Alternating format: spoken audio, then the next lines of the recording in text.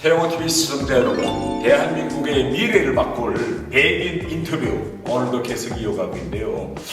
6월 1일 지방선거가 지금 다가오고 있습니다. 그래서 지금 이번 지방선거에서 많은 분들이 교육감을 누굴 뽑을 것이냐 대단히 신경 쓰기 때문에 저희 태영호TV에서 대한민국의 교육 지금 시리즈를 만들고 있는데요. 오늘은 경기도 교육의 미래를 바꾸실 김태희 후보님을 우리 모셔왔습니다. 후보님 안녕하십니까? 네, 인증입니다. 미모는 김태희, 네. 저 교육은 임태희. 이거 정말 대단하십니다. 오늘 제가 그 임태희 후보님을 이제 소개하려고 보니까 요새 흔히 말하는 스펙의 끝판왕 그리고 보니까 서육남이시던데요. 서육남이시라는 표현 아십니까? 압니다. 아이고, 이 표현 아시네. 우리 딱 이걸 지금 오늘 정져주라고 했는데. 저도 네. 언론에서 보고 네. 있습니다. 제가 서육남이 아니다라니까 저희 보좌진들은 대단히 지금 요새 맥이 풀려하고 있어요. 요새 뭐 서육남 정도 돼야 인수위도 들어가고 저 용산시대에 그래도 그 주류에 들어갈 수 있는데 저는 뭐 평양국제관계대학 그 다음에 베이징 외고대학 학사학은 2개 있는데 스카이가 아니니까 이게 뭐 어떤 명함을 못 드리는 게 있더라고요. 아유, 근데 제 눈에는 네. 서용남 이상으로 보이세요. 왜냐면 그 북경에서도 공부하셨고 네. 외교관도 하셨고 이번에 그 후보님을 모시면서 보니까 우리가 지금 뭘 고민했는가 하면 그 후보님의 호칭을 뭐라고 해야 될지 장관님이라고 해야 될지 실장님이라고 해야 될지 총장님이라고 해야 될지 아니면 의원님이라고 해야 될지 아니면 후보님이라고 해야 될지 그런데 오늘 제일 마음에 드시는 호칭 제가 써드리겠으니까 뭐라고 호칭을 하면 좋으실까요? 지금은 후보님이 제일 좋을 것 같습니다. 후보님이 후보하면 미래가 딱 보이시니까 님 빼시고요. 후보 교육감 후보. 교육감 후보. 교육감 후보. 제가 평소에 후보님에 대해서 관심이 컸는데 그 이유는 후보님께서 그 장관하실 때 고용 노동부 장관하실 때 또 이제 남북도 비밀 접촉에 또 나가셨더라고요. 북한에 맞습니다. 전 그래서 그때 제가 그걸 보고 깜짝 놀랐습니다. 우리가 일반적으로 보면 일반 남북 관계에서 정상회담 준비라든가 이런 누구 특산을 벌였다면 뭐 국정원 아니면 통일부 청와대 뭐 국가안보실 뭐 이쯤에서 갔는데 그때 어떻게 고용노동부 장관 하시면서 갑자기 또 특사로 또 김양근 위원장 만나가 싱가포르에 갔었죠. 그때 듣냐면 저는 그 당시 한나라당 의원 중에는 비교적 북한하고의 문제를 좀 대화로 풀 수 없을까 하는 고민을 했었습니다. 원래 의원 그런 거부터. 그래서 제가 통일경제특구법이라는 걸 첫 발의를 했어요.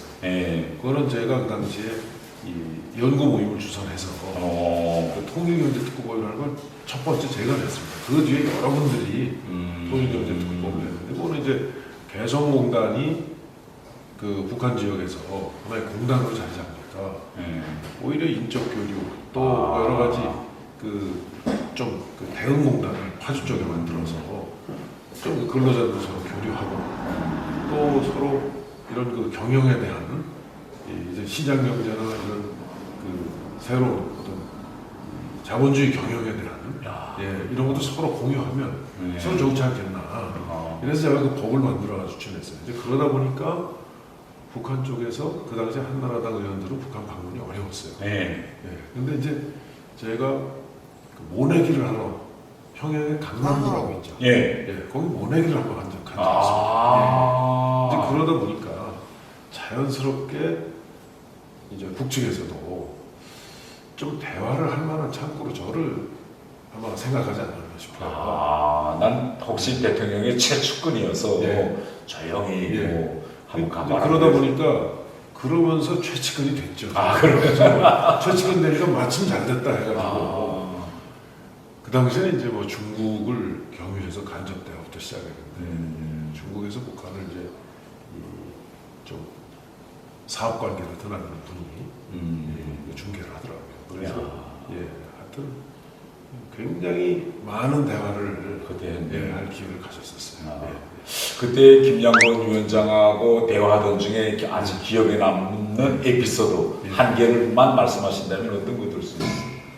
그리고 역시 보니까 그 김양건 그 당시 부장은 사실 외교관 출신이잖아요. 예, 제가 통역도 많이 했었어요. 국제비서. 그래서 그런지 국제비서 우선 식견이 굉장히 그 폭넓게 식견이 높으시고 또 비교적 그 어떤 근거에 입각해서 대화를 하면 좀 합리적 대화가 그 상당 부분 가능한 분이었다 이렇게 생각해요.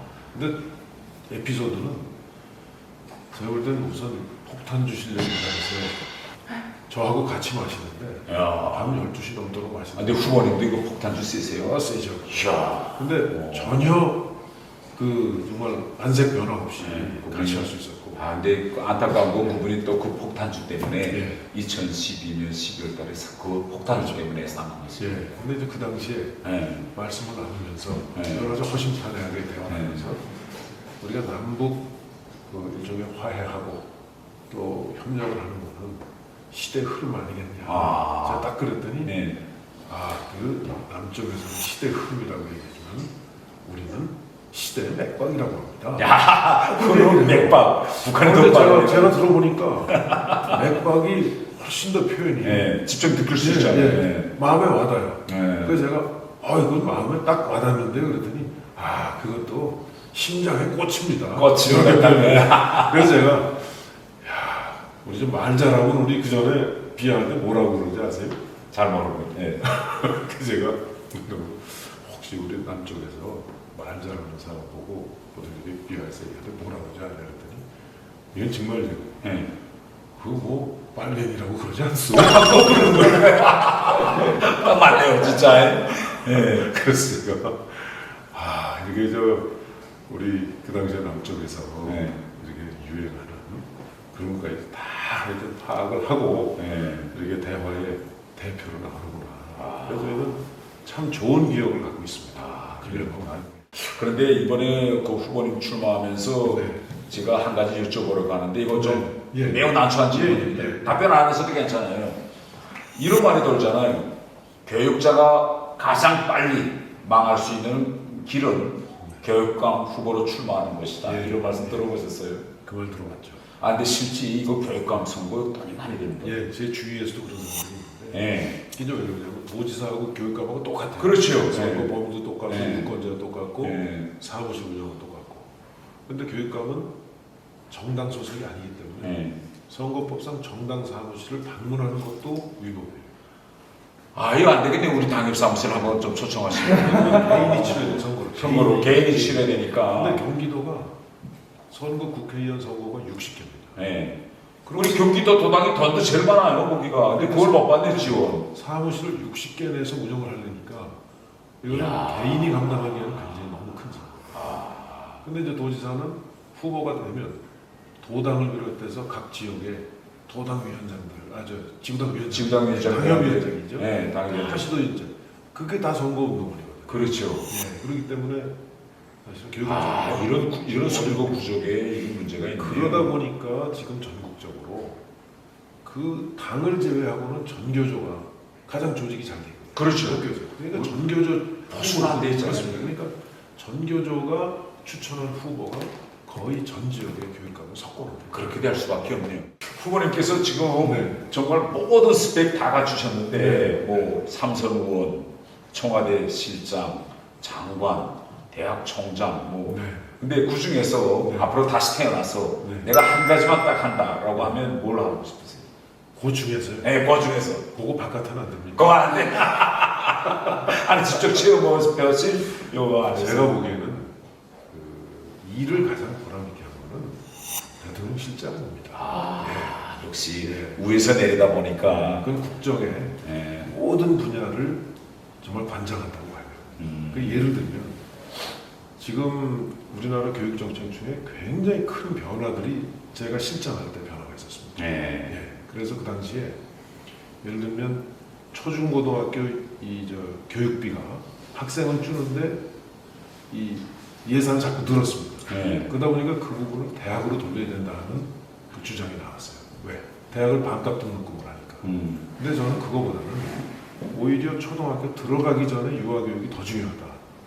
그래서 유치원 및 이 유아교육 쪽으로 그 재원을 돌리도록 했습니다. 예. 근데 우리 과정에. 그렇군요. 예, 그 당시에 제가 강력히 주장을 했어요. 그래서 그래서 그 당시에 이명호 대통령께서도 그거에 대해서 그 말이 맞다. 그렇게 하셔가지고 그 대학으로 안 돌리고 유아교육 돌리 그때 생긴 게 흔히 유치원 무상학이거든요. 누리과정. 그렇구나, 누리과정. 그래도 돈이 남으면 어. 그래도 돈이 많이 남으면 고등학교에 그 학교를 예를 들어 특성화고등학교 간다. 그거였구나. 공고 디지털 공고 이런 데 있지 않습니까? 그런 데를 오히려 무상화하자. 무상교육을 하자. 그럼 효진 씨도 이건 누리과정 저희 아이도 그렇죠. 누리과정 혜택을 받았습니다. 그 자기 누리과정 지지에 반대. 예. 지지합니다. 와, 그러면 오늘 후보님께 감사합니다. 감사 인사해. 그래서 네. 이제 그렇게 해가지고 네. 그 제도를 그때 바꾸고 이제 그러면서 그 고등학교 무상교육이 지금 이제 완성이 됐죠. 그러고 대학 안 들어가도 네. 직장에 가서 일하면서 대학 다닐 수 있게 해서 선취업하고 후 진학해라.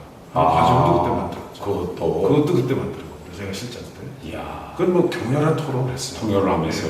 그렇게 하고 이제 돈이 없어서 대학 못 가는 나라가 돼서는 안 된다 우리는.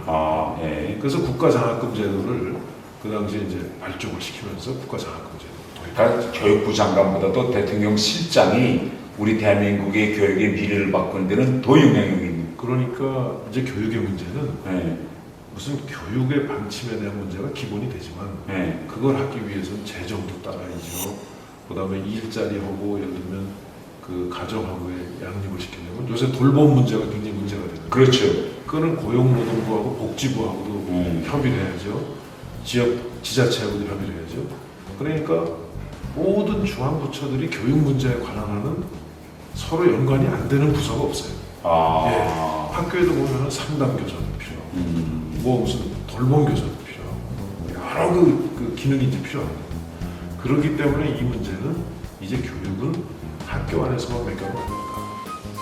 이제 우리 사회가 가지고 있는 모든 역량들이 총력적으로 교육과 함께 이렇게 투입이 돼야 대한민국 교육도 제대로 됩니다.